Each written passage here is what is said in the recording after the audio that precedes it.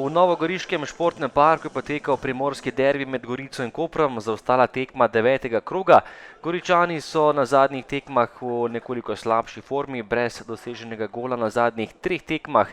Imajo pa tudi negativno bilanco proti Kopru na zadnjih tekmah, kajti v prvenstvu je Koper zmagal na zadnjih 5 tekmah tule v Novi Gorici. Sorčan je obranil strel oziroma podajal Sikoška, potem pa gol za 1:0. Kapič je podal v kazenski prostor, Gregorič je postavil glavo in v 29. minuti so Goričani povedli z 1:0. Bili so nekoliko več pri žogi in izkoristili prvo pravo priložnost in nemočen je bil tokrat Vasja Simčič. Do konca prvega polčasa napad Kopra, žoga Ibričiča za Štromarja, ki je odložil za Pučka. Tokrat je Matej Pučko nekoliko zgrešil domača vrata. Potem pa že sodniški podaljšek prvega polčasa in žoga je prišla do Danijela Praniča, ki se je izkazal s tole podajo in našel Ibričiča za izenačenje v zaključku prvega polčasa. Natančno je meril Senijad Ibričič, žoga je končala v levem zgornjem kotu vratarja domačega moštva, premagan in nemočen je bil tokrat Grega Sorčan.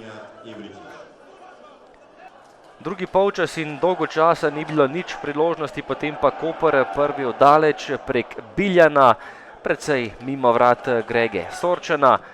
Naslednja kombinacija za Goričane, priložnost za Kolenca, ki si je pripravil strelo daleč, dobro meril, ampak tokrat je bil na delu Simčič, ki je žogo uspel zadržati.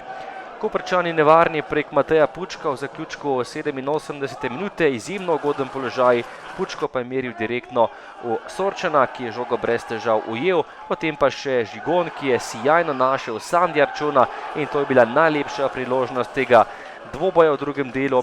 Žoga za las mimo vrat, končni izid pa Gorica Koper 1:1.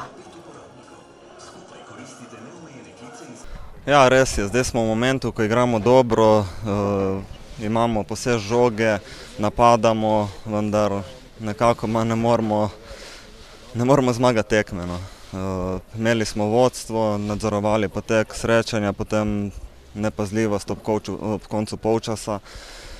In potem smo naprej igrali, pritiskali, na koncu ta priložnost, ni šlo noter, kaj smo, gremo naprej in treba nabirati točke.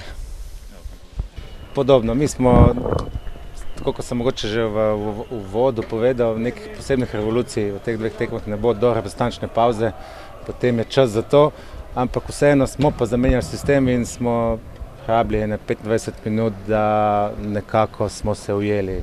In v tistih 25 minutah smo žal dobili zadetek. Na koncu mislim, da rezultat je popolnoma zaslužen, neodločeno, čeprav smo imeli v zadnjih sekundah nekaj športne sreče.